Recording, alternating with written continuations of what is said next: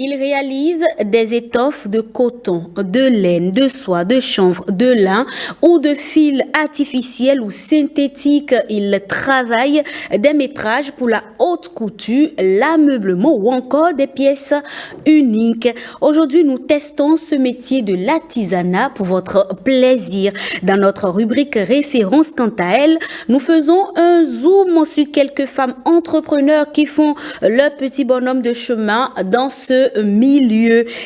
Déco et Éco sont aussi de la partie ce midi. Bonjour à toutes et à tous et merci de toujours préférer le rendez-vous de midi. On s'installe chez amis avec Atinwe Adomi, un titre de l'artiste béninois Prouda. Chris Beat. C'est l'artiste du peuple. Je travaille pour le peuple. Ça le peuple se souvient. Ayo.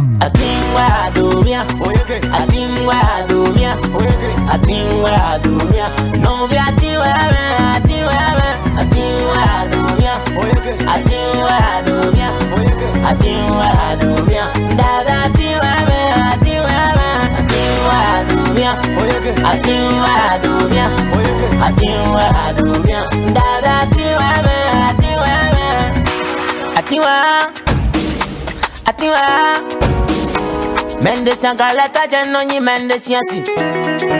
Yedo numida. Wakunda miu. Wena duye. Bona ibi. Emase. Tantirono. Akaleto yenga. Nyololo. Zame vienda. Mi divinu konta motiweka. Yete suamono. Asuda tori. Ewa jokodo, wakami papa, mama lotema, yewe vila dadre. Atingwa adumia, atingwa adumia, atingwa adumia. No vi atingwa adumia, atingwa adumia. Dada atingwa adumia,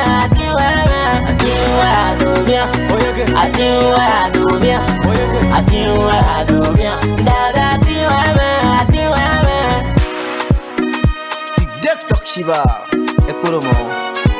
Pour Abril Madid, depuis Allemagne. Papa Tibril, depuis la France. Ayo. Atinwe Adomi, un titre de l'artiste béninois Prouda, une chanson qui parle tout simplement de l'amour. On installe à présent Ariane Da Silva pour parler de référence.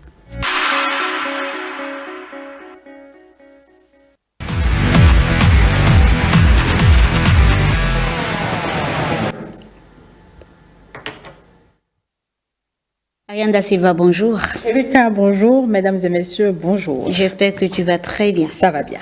Alors, ce midi, on fait un zoom sur quelques femmes qui évoluent dans le milieu de l'entrepreneuriat. Alors, généralement, par ici, on a l'habitude d'aller vers des femmes, oui, qui sont dans des bureaux, qui ont des entreprises bien installées, tout ce que vous voulez et tout. Mais aujourd'hui, on va aller à la découverte d'une dame. C'est une cordonnière. OK. Dans la rue. Waouh. Simplement, elle a fait l'option de faire un métier dit d'homme. Et c'est elle qu'on va découvrir ce midi en premier. On la suit.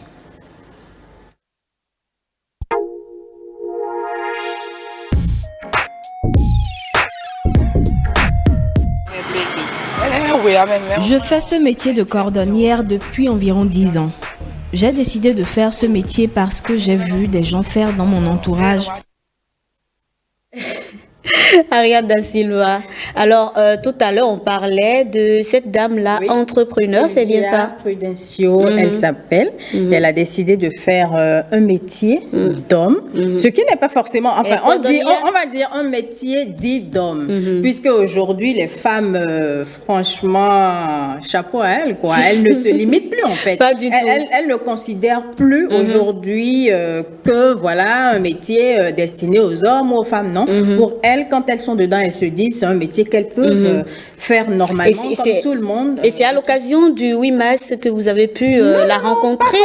Pas forcément, c'est juste une dame, quelqu'un m'en a parlé, je dis mais pourquoi pas? Pourquoi ne pas aller vers elle? Parce que qu'on le veuille ou non, elle fait partie de la population béninoise. Forcément. Et elle a aussi le droit de s'exprimer de temps en temps. Donc de temps en temps, il faut bien qu'on aille vers ce genre de personnes qui n'ont pas forcément des profils aussi impressionnants que d'autres profils qu'on a reçus par ici. Donc voilà. D'accord. Alors on va retourner en régie pour suivre l'élément. Elle s'appelle bien sûr Sylvia. Sylvia. On y va donc. Sylvia Prudencio. Bonjour moi-même. Une boule de neige.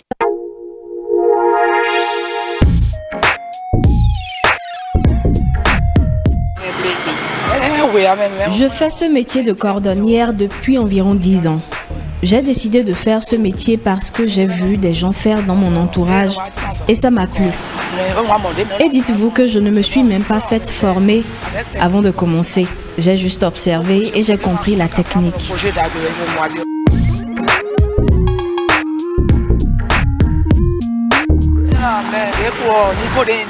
Mon seul souci aujourd'hui, c'est que j'ai du mal à trouver un endroit pour m'y installer.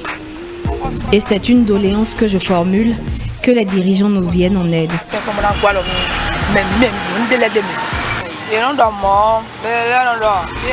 Dans mon entourage, on trouve que c'est un métier difficile pour une femme et on me demande les raisons pour lesquelles je me suis lancée. D'un autre côté, il y a plein de gens qui me soutiennent et m'encouragent.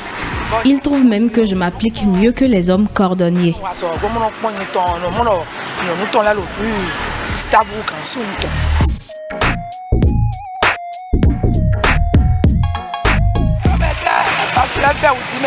C'est un métier très difficile, mais je m'adapte. Je ne laisse pas ma condition de femme me limiter.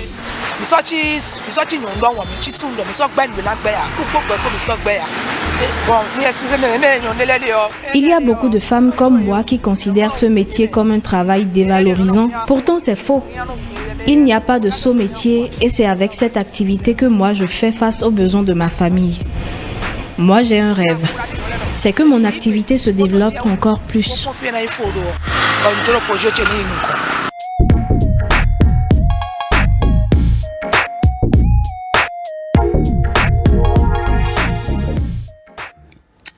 On sent dans tout ce qu'elle dit, Ariane Da Silva, qu'il y a de la détermination au-delà du regard même de certaines personnes, de ses concitoyens. Elle est réellement déterminée, Sylvia Prudencio, à aller au bout de ce métier-là, de ce talent qu'elle a. Il y a beaucoup de gens qui pensent que c'est un sot métier, que d'être cordonnière, surtout pour une femme, elle peut trouver autre chose. Mais c'est rare aussi. C'est rare de trouver des femmes cordonnières, mais il en existe au Bénin. Il en existe. J'en ai déjà rencontré une par le passé, il en existe au Bénin. Et bizarrement, elle dit que ses clients trouvent même que son travail est encore plus fait que quand un homme cordonnier fait le travail. Mais donc c'est la preuve que la femme s'applique parfois un peu plus que l'homme. Oui. Généralement, c'est ce que les mais ils seront pas d'accord. Ils seront pas d'accord. C'est pas bien grave. Alors, est-ce qu'elle t'a raconté un peu ses difficultés et tout ça? Parce que dans le milieu de l'entrepreneuriat, on est d'accord que c'est pas toujours un long fleuve tranquille.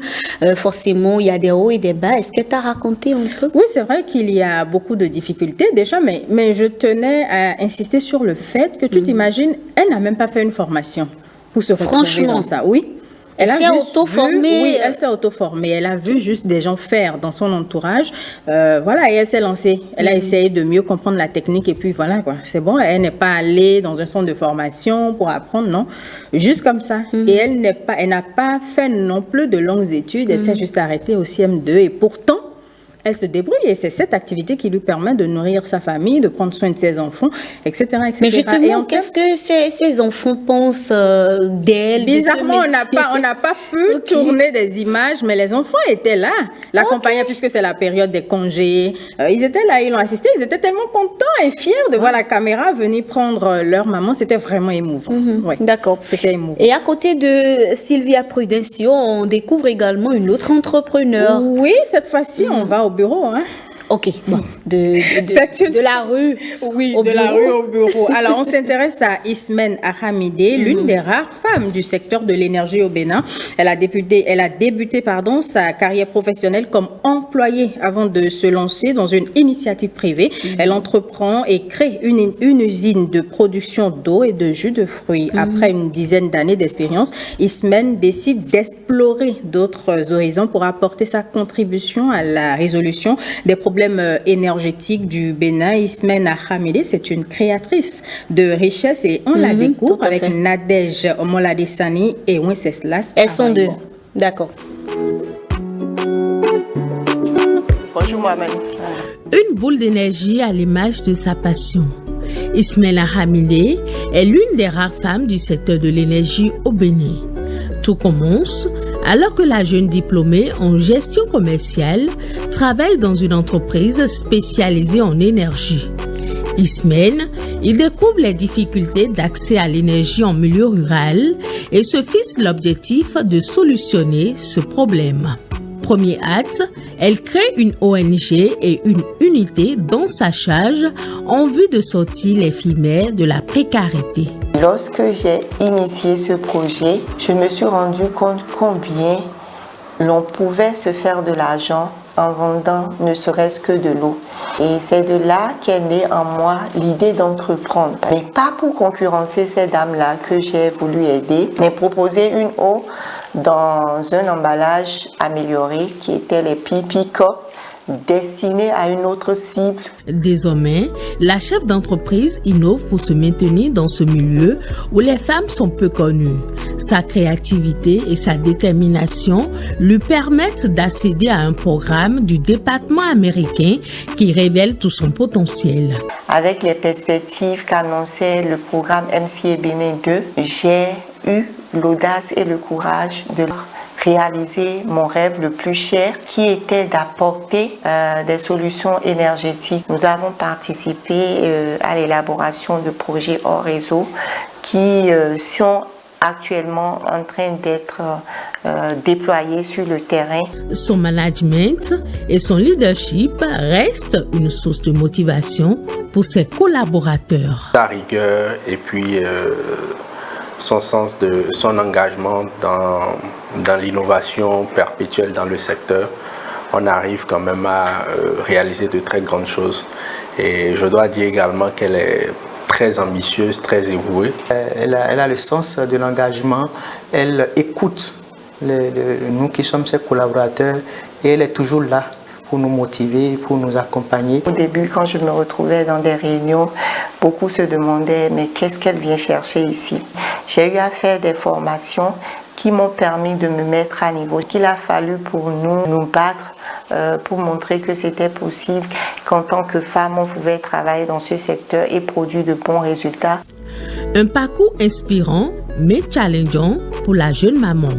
Sa famille, y compris son époux, l'appuie et la soutiennent. Aujourd'hui, Ismène Ahamidé est un exemple pour les jeunes filles qui désirent s'investir dans le secteur de l'énergie.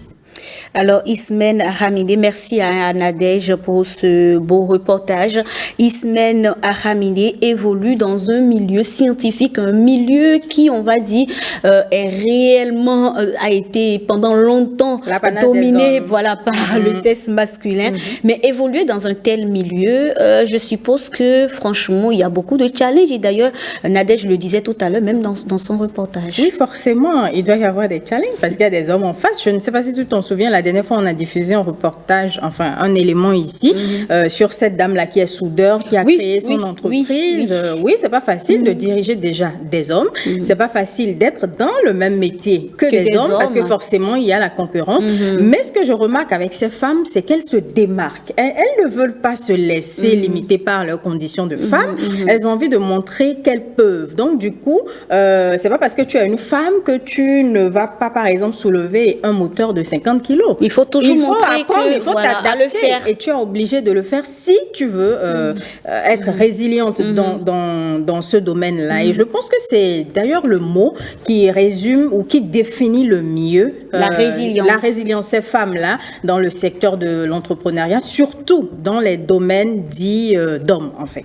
Et on ne cessera jamais de le souligner par ici, Ariane Da Silva. Et d'ailleurs, je pense que l'idée globale aussi du reportage, c'est bien ça. L'accompagnement de ses proches quand on évolue dans le milieu de l'entrepreneuriat, surtout pour une femme, l'accompagnement de son époux, de ses enfants. Enfin, tout ceci, on va dire, booste le moral et amène cette personne-là à donner le meilleur d'elle-même à chaque fois quand elle se retrouve devant des hommes à vouloir leur donner des ordres et tout ça. N'est-ce pas? Tu t'imagines si tu as un homme dans ta vie qui ne te soutient pas dans ce que tu entreprends, imagine un peu ce que ça va être.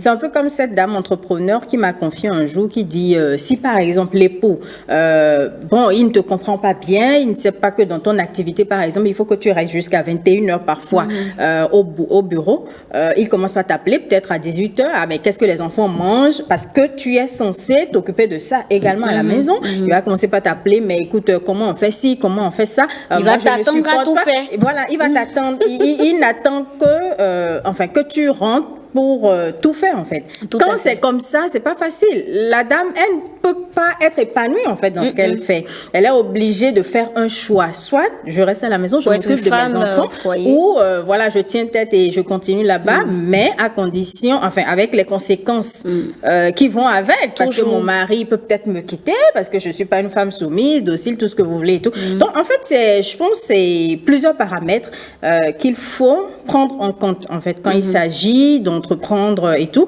Et cette femme entrepreneur également qui m'a confié, qui m'a dit un jour, moi, avant de me lancer, j'ai appelé mon mari. Pour lui en parler. Avant même qu'on ne se mette ensemble, je l'ai appelé, je lui ai dit, écoute, moi, ma vision, c'est de faire carrière dans tel domaine. Moi, voilà mes projets. Il dit aussi ses projets et vous trouvez le juste milieu. Quand vous faites cet exercice, je pense qu'à la longue, ça va. Oui, on sait que l'un a tel objectif, l'autre a tel objectif. Et on accompagne chacun. On s'accompagne mutuellement. Mais quand vous n'avez pas fait cet exercice et que, chacun, un jour, tu te réveilles, tu te dis, écoute, moi, mon ambition, c'est de beaucoup voyager, alors que tu es déjà marié. Peut-être que lui n'aime pas les femmes qui voyagent beaucoup ou elle n'aime pas les hommes qui voyagent beaucoup. À un moment, il y aura des frictions et puis ça fout tout en l'air. Et parlant de l'accompagnement du conjoint ou des proches, cela n'intervient pas que dans le domaine de l'entrepreneuriat. Quand on prend notre secteur, par exemple, vous imaginez, Ariane Da Silva, moi je présente les JT, les éditions de 23h30. Je sais que beaucoup me posent la question de savoir, mais attends, tu rentres après 0 heure, mais ton conjoint il dit quoi? Mais c'est pas possible. Il y en a même qui sont allés jusqu'à me dire que moi, en tant qu'homme, je ne peux pas avoir une femme qui est encore au-delà de 0 heure. Mais c'est véritablement, cela fait partie de notre travail. Et il faut réellement avoir quelqu'un à côté qui comprend que oui, elle a cette édition-là et ça fait partie de son travail. Elle rentre plus tard. C'est sûr que s'il ne comprenait pas, tu aurais peut-être déjà démissionné. Ça c'est sûr. Oh, absolument, je suis d'accord. C'est malheureusement ça. Alors, non, je pense qu'en toute chose, il faut trouver le juste milieu. Moi, je dis toujours ça, c'est le juste milieu. On ne va pas briser les rêves de l'autre. Pour son plaisir. Pour promouvoir ses rêves. Il faut juste trouver le juste milieu. Ce qui est possible pour nous deux, pour que nous deux nous soyons en accord, je pense que c'est l'exercice qu'il faut faire. La fondation même de toute relation. Alors, je retiens de ces deux profils-là, Ismène Hamidé et Sylvia Prudencio, que bien sûr, elles ont le sens de l'engagement, elles ont l'accompagnement de leurs proches et elles sont challengées, on va dire, au quotidien quotidien, mais elle se donne les moyens de réussir et de s'en sortir parce que le plus dur, ce n'est pas de travailler dans un milieu dit d'hommes, mais le plus dur, c'est savoir s'imposer à ces hommes-là, se démarquer chaque jour au quotidien, montrer que je suis là, mais c'est pas que je suis là pour la forme, hein. Je suis là et je me démarque effectivement. Et je suis sûre que si vous prenez chacune de ces dames et toutes les autres dames qui évoluent dans ces secteurs-là, c'est sûr qu'elles font des choses pour se démarquer. Tout à fait. Elles ne font pas les choses comme le commun en fait des entrepreneurs. Je suis sûre, vous allez bien elles ont astuces. Voilà, des astuces pour se démarquer. Et comme l'a dit, je me rappelle un jour à l'école, mon professeur, je sais même plus de quelle matière, disait que pour se faire remarquer, il faut se démarquer. Forcément. Donc, forcément, c'est une stratégie, en fait, pour parfois, se faire remarquer, quoi. Tout simplement. Sylvia Prudencio, Ismena Hamidi, en tout cas, du courage à vous, chères dames. On vous soutient par ici, on vous envoie plein d'énergie positive. Ariane Da Silva, merci de nous faire découvrir à chaque fois ces pépites du monde de l'entrepreneuriat. Il est temps maintenant pour toi d'enfiler ton manteau d'économiste pour nous parler d'économie dans Éco.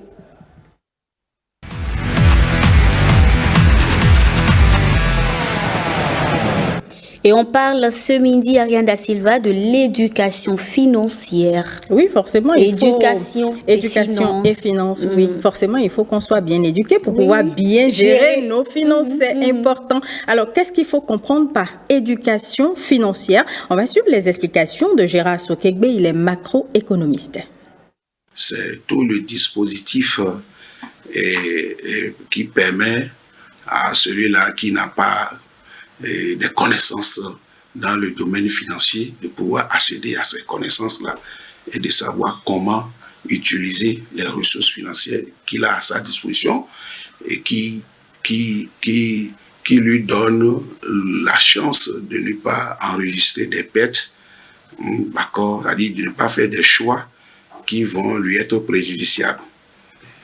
C'est écrit que celui qui n'a pas la connaissance ou bien qui n'a pas l'information, il est dans l'ignorance. Vous voyez? Donc celui qui a une éducation financière ne s'apprend pas sur les bancs. Non, parce que l'éducation vise à aider les gens à faire des très bons choix et à pouvoir s'enrichir. En réalité, c'est ça.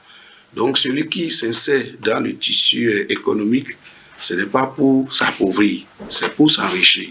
Donc, l'éducation financière, c'est cette éducation-là qui permet à l'individu d'avoir de la connaissance sur comment il peut prêter, comment il peut emprunter, comment il peut gérer ses ressources financières. L'éducation financière va vous dire, si vous prenez de l'argent, par exemple auprès d'une institution financière, d'une banque, de ne jamais mettre l'argent là dans un actif qui perd de la valeur. Vous voyez, si l'actif perd de la valeur alors que vous devez rembourser, donc vous aurez des ennuis. Donc l'éducation financière, c'est cette éducation qui permet à l'individu de ne pas mettre son argent dans les actifs qui sont des charges pour lui, mais des actifs qui créent de la valeur. L'éducation financière ne s'apprend pas sur les bancs, c'est ce que j'ai retenu. Je pense que c'est la vie qui nous enseigne l'éducation financière. Parce que sur la base d'expérience et autres, on peut se dire, écoute, j'ai fait telle erreur à tel moment, il ne faut pas que je reprenne la même erreur. Maintenant, bon, c'est vrai qu'il y a des gens qui donnent des formations pour coacher et tout ce que tu veux. Mais le macroéconomiste a dit quelque chose d'important. On ne peut pas, par exemple, aller dans une banque, prêter de l'argent et ne pas l'investir dans quelque chose qui vous rapporte de l'argent ou dans quelque chose de durable. Tu t'imagines, tu vas faire un prêt à la banque et tu reviens, tu mets l'argent là, c'est peut-être pour te faire plaisir, pour manger tous les jours. Mais j'investis en moi là. Oui, tu investis en toi, mais cet investissement ne te rapporte à rien. Oui, c'est vrai. Après, ce n'est pas durable. C'est comme si, bon, tu investis en toi, ça me rapporte le plaisir de quelques instants. Après, tu souffres pour rembourser. Il ne faut pas l'oublier. Donc, c'est important important qu'on ait quand même des aptitudes, qu'on ait des réflexes pour savoir que quand je prends de l'argent, il faut que je gère de l'argent comme ceci. Et que je gère bien en fait l'argent. C'est important parce que l'argent, c'est quelque chose qui ne reste pas beaucoup. Hein. Non. Quand on ne gère pas bien l'argent, est vite parti. Mais c'est compliqué réellement. Mais véritablement, c'est qu'il faut une éducation, comme le disait le macroéconomiste. Parce que quand vous avez l'argent entre vos mains, quand vous tenez l'argent, les billets entre vos mains, Ariane Da Silva, mais il y a mille et une idées qui passent tout de suite dans votre tête. Vous avez envie de faire beaucoup de choses. On dit souvent, quand on a l'argent, le repas de la maison ne nous plaît plus du tout. Et vous imaginez, c'est qu'avant même d'avoir l'argent, de tenir les sous entre vos mains, c'est que vous avez déjà fait des captures. Vous savez que nous, les femmes, on fait ça souvent.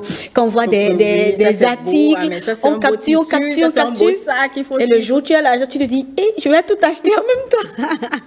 L'argent, c'est quelque chose d'important, mais franchement, parfois, ça nous induit aussi en erreur. Franchement. On est tenté de faire pas mal de choses. Vous imaginez, vous allez faire un prêt, vous achetez une voiture qui ne tient pas. Vous êtes obligé encore de dépenser dans cette voiture-là. Finalement, qu'est-ce que vous gagnez? Rien. Finalement, pourquoi vous avez fait le prêt? Pour rien. Donc, c'est compliqué. Alors, je retiens pour finir que l'éducation financière est nécessaire pour pouvoir prendre des décisions éclairées et surtout savoir mieux gérer désormais ses finances. Ariane Da Silva, merci. On te retrouve avec d'autres thématiques la semaine prochaine. Mais en attendant, merci de rester avec moi pour installer J'ai testé pour vous.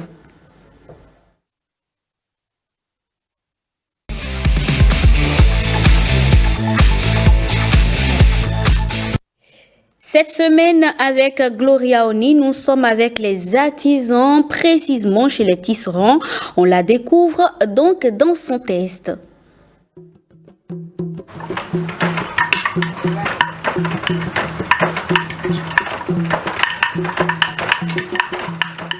Le pain tissé, c'est un pain typiquement d'Abomey, Gbekon, le quartier Gbekon d'Abomey. Celui qui a créé le tissage, c'est le roi Agonglo. Pourquoi il a créé le tissage? Il a dit, aucun fils de quartier Gbekon ne va jamais voler. S'il apprend le tissage, c'est ça qui va donner la nourriture à sa femme et à sa famille. À Gbekon, aujourd'hui, le quartier Gbekon, si tu rentres dans le quartier, tout le monde est tisserand. Au père, même les femmes aussi tissent. Tout le monde. Et si bien que ça fait quelque chose de... comment je vais dire? C'est quelque chose qui est un peu père au fils.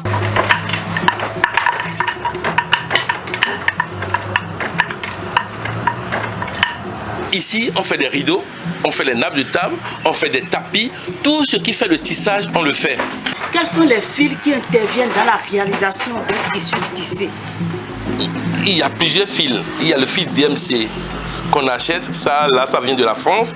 Ça coûte un peu cher. Il y a le fil de CITES Locosa. Notre tissage a plusieurs qualités. Il y a qualité TV, il y a qualité Tigan. Lorsque la personne veut la bonne qualité, ça c'est la qualité Tigan. Il vous faut combien de temps pour avoir un mètre de tissu de pain tissé? Au moins 2 heures de temps, on peut faire un mètre de pain tissé.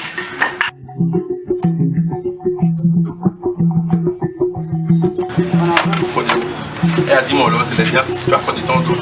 Vous les gens font du osmo. Et oh. Et là, on a zien. Et oh, tu l'as d'eau. Et vous les voyez de nos bons noms.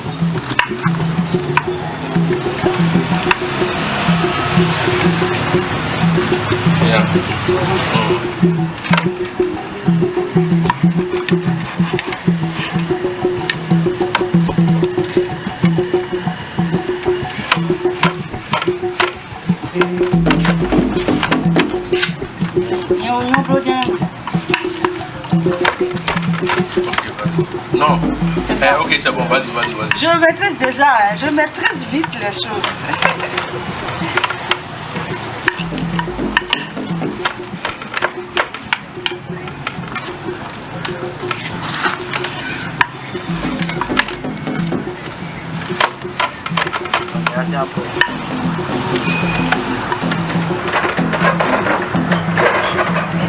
Il y a un bien bleu, alors on va pouvoir en rapidement. Doucement.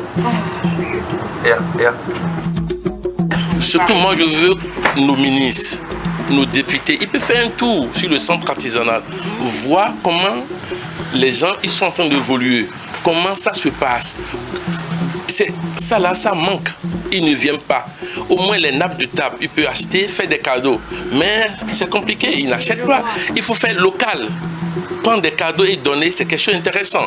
Mais nous, on attend seulement les tourismes. Vous dites, ah, les Yovos arrivent, on va les vendre. Alors que nos frères autochtones, n'achètent pas. Ils n'achètent pas, c'est rare qu'ils achètent. Mais nous, on attend seulement les Yovos pour les Yovos viennent l'acheter. Alors que si c'est notre frère, regarde au Burkina, je vais te dire quelque chose. Tous les députés au Burkina, ils viennent acheter chez les artisans.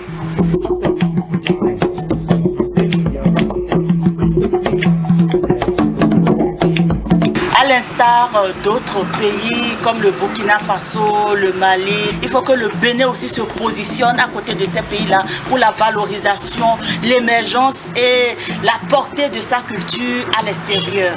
Mais aussi, il faut que nous-mêmes, nous puissions nous donner à fond pour valoriser ce que nous avons. Parce que si nous ne le valorisons pas, eh bien, personne ne le fera à notre place. Merci de nous avoir suivis et à la prochaine pour un autre numéro de votre rubrique que j'ai testé pour vous.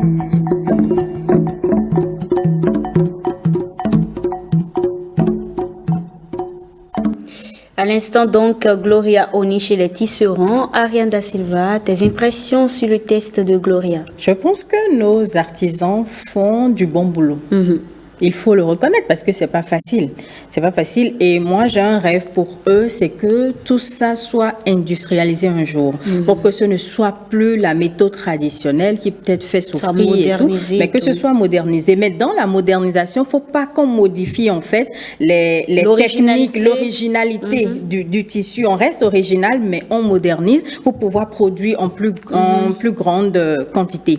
Et l'autre chose, l'artisan l'a dit, il n'y a pas beaucoup d'affluence au plan local. C'est important aujourd'hui qu'on comprenne que promouvoir le local, ça fait du bien à notre économie, ça nous fait du bien, ça fait du bien à notre pays. Et c'est parce que nous faisons la promotion du local chez nous, que d'autres viendront d'ailleurs pour s'intéresser à ce que nous faisons ici. Donc je pense que c'est important de réfléchir dans ce sens. Et je retiens également qu'il y a différents types de fils.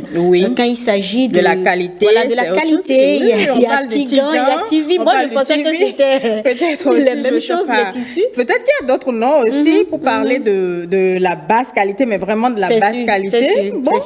C'est leur monde. Est-ce que vous avez l'impression que les Béninois réellement adoptent ce type de style-là? Mais je pense que de plus en plus quand même on fait. C'est vrai que c'est pas encore totalement ça, parce qu'il y a des gens qui n'aiment pas forcément ça, mais de plus en plus je pense que des gens s'y intéressent. Oui, des gens s'y intéressent de plus en plus.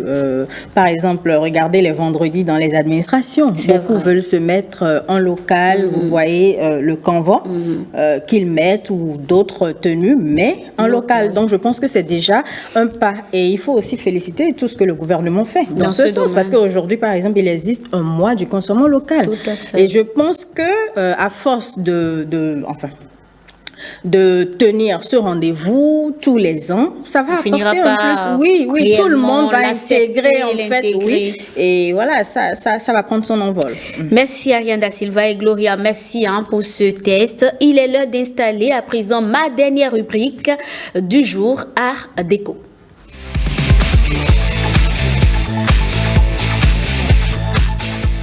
Ce midi, nous sommes dans l'univers du portrait. Ce mercredi, donc, on en parle avec notre invité, Gildas Guendessi. J'espère que j'ai bien prononcé le nom. Guendessi. Il est artiste portraitiste. Le portrait, déjà, Gildas, comment vous allez? Je vais très bien, madame.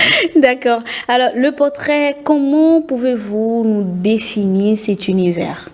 Le portrait, en gros, c'est un genre graphique dont le but est de représenter de manière ressemblante ou non une personne, un genre humain. D'accord. Voilà. Est-ce qu'il y a différents types de portraits? Oui, nous en avons 6 au total. Ok.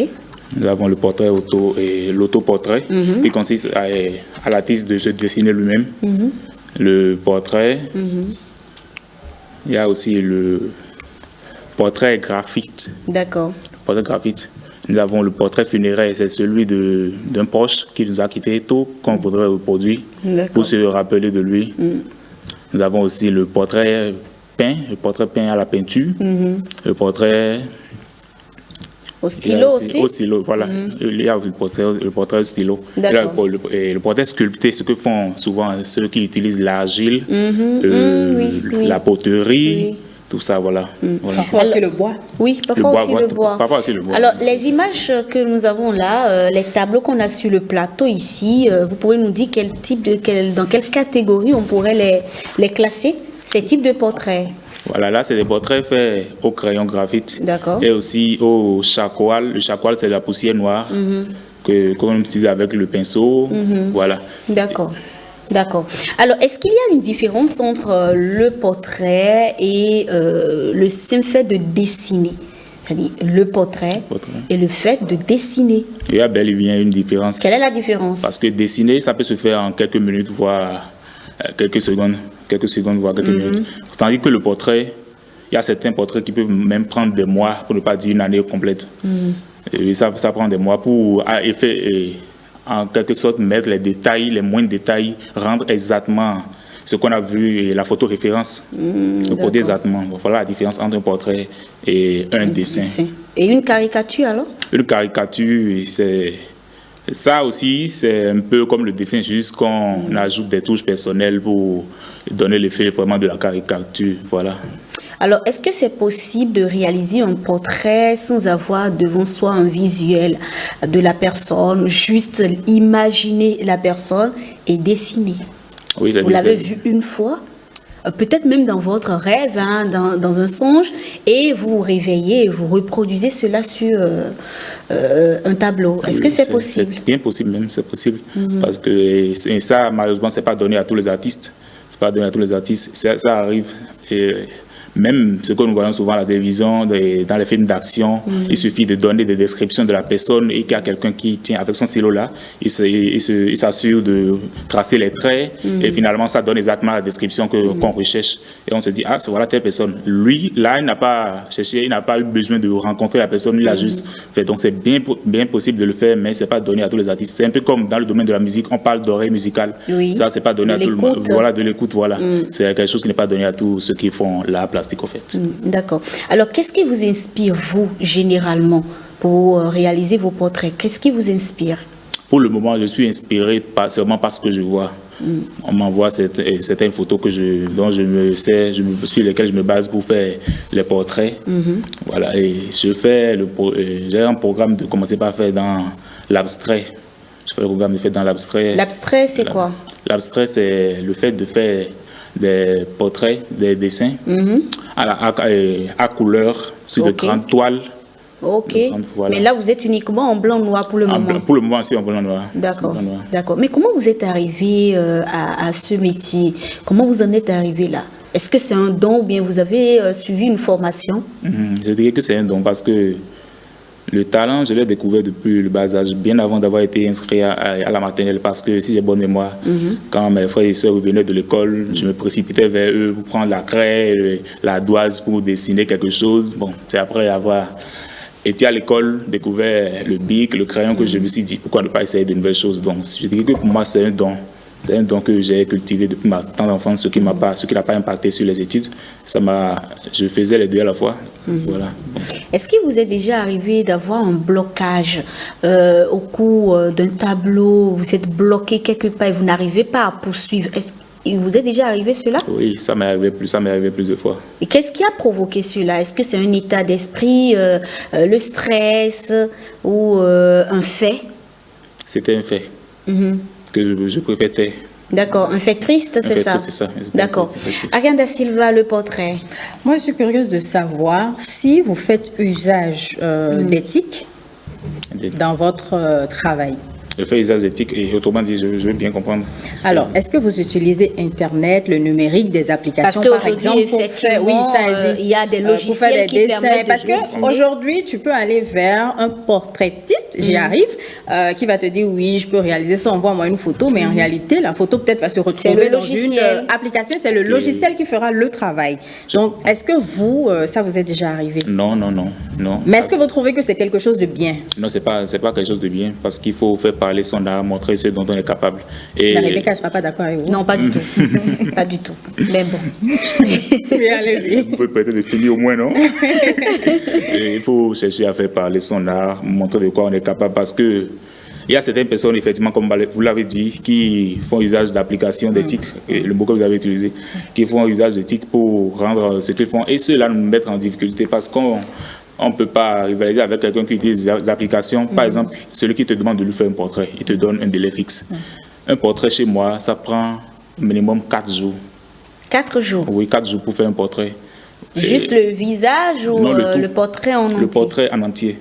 En entier, voilà. Et quelqu'un qui utilise l'application, je ne sais pas comment ça se passe là-bas, mais au plus dans 24 heures, ça devait marcher parce que c'est question de manipulation. Il suffit de taper quelque chose et ça ressort exactement comme ça. Celui qui est habitué à des services numériques et que tu lui parles de ce que toi tu fais à main levée, tu lui dis que ça te prendra 4 jours, il va se demander, mais il ne saura pas que l'autre, c'est de cette manière qu'il avait procédé pour vous comprendre un peu ce que je dis. Voilà, bon, voilà les difficultés que nous rencontrons à ce niveau-là. Sinon, ce n'est pas une pratique que moi, je blâme trop, non. D'accord. Est-ce que l'activité permet de nourrir son homme? Ça nourrit son homme, mais malheureusement pas encore au Bénin ici. Pourquoi? Parce que c'est un métier qui est sous-estimé, je dirais, le métier de portraitiste. Pour certains, c'est un métier, mais pour d'autres, c'est juste la passion. Et ils le font juste pour se distraire. Mais dire que ça nourrit son homme, pas encore ici au pays. Mais est-ce qu'ailleurs aussi ça nourrit réellement? Ailleurs, ça nourrit réellement. Je pense que le portrait au ton de la monarchie réellement, puisque quand on regarde les films, les séries ou autres, on voit que les rois n'aimaient pas forcément, avaient d'autres manières de s'immortaliser et c'était réellement le portrait. Donc aujourd'hui, à l'aide du numérique, du digital, de tout cela, est-ce que véritablement on a encore envie d'aller, de demander à un portraitiste de nous réaliser un portrait? On peut tout simplement utiliser les outils pour le faire. Donc, vous pensez que c'est uniquement au Bénin? Peut-être qu'ailleurs aussi, si on fait réellement le sondage, on va s'en rendre compte que ça ne nourrit pas trop son homme? Non. Et on ne peut pas avoir tous les mêmes réalités. Voilà, on ne peut pas avoir tous les mêmes réalités. Et c'est vrai, il y a certaines personnes qui en sont en train de perdre le goût à la chose, mais heureusement pour nous, certaines personnes continuent de faire référence à ceux-là qui sollicitent souvent nos services et ils passent des commandes. Et ailleurs, je dirais que je dis que ça ne nourrit pas son bon Bénin parce que ça, il y a aussi question du prix que propose.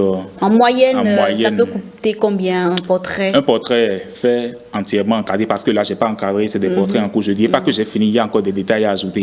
Dès que je finis, je le mets en cadre, fait et encadré entièrement, ça revient à 20 000 francs. À 20 000 francs? 20 000 francs, oui. Franchement. Mais 20 000 francs pour avoir son image, certains vous diront à côté, c'est que quand vous allez faire un shooting, vous avez au moins 5 à 10 photos à 20 000.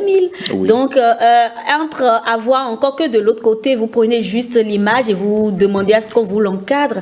Et à côté de 20 000 francs pour avoir plusieurs images, à côté avoir 20 000 francs pour juste un seul portrait, je pense que certains vont faire ce choix. Mais qu'est-ce que vous faites généralement pour amener les gens à réellement s'intéresser? Bizarrement, c'était la question que j'allais lui poser. Qu'est-ce que vous faites pour vous démarquer? C'est le naturel, au fait. C'est le naturel parce que souvent, on envoie à ceux qui passent la commande les différentes étapes du portrait en cours. Et c'est bizarre, il y a certaines personnes qui demandent même bien avant qu'on envoie, je dis calmez-vous, je vais vous les envoyer. Parce qu'ils aiment voir, en effet, la manière dont progresse le portrait, c'est moi qui suis en train de dessiner comme ça. Ici, c'est au niveau des yeux, le nez. Vous voyez tout ça. Et en fait, ça motive plus la personne. Bon, continue seulement. Quand certaines personnes disent ça va, envoie-moi la suite quand tu auras complètement fini. Bon, se voir dessiner avec un crayon, c'est parce que j'avais oublié de les emmener ici. Sinon, je le montre. Voici ce avec quoi j'étais dessiné. dessiner. C'était avec ces 3 outils-là. Bon, ça donne envie de le faire davantage et ça les amuse beaucoup aussi. D'accord. Et vous êtes dans quel type de portrait concrètement? Vous avez cité plusieurs types. Oui, plusieurs types. Vous évoluez dans quel type de portrait? Moi, je suis dans le portrait officiel. Officiel, c'est? Le portrait officiel, c'est le fait de faire des portraits des personnalités publiques, des artistes, des personnalités. Mais pourquoi ce choix? Parce qu'on cherche la visibilité. Ok. On donne la visibilité, c'est ça. Nous, là, on ne donne pas de visibilité. Non, vous êtes aussi une personne très influente. Ça, attention. D'accord. Alors, quelle place accordez-vous à la formation réellement dans ce milieu-là? Vous avez commencé par le dire, vous êtes auto-formé.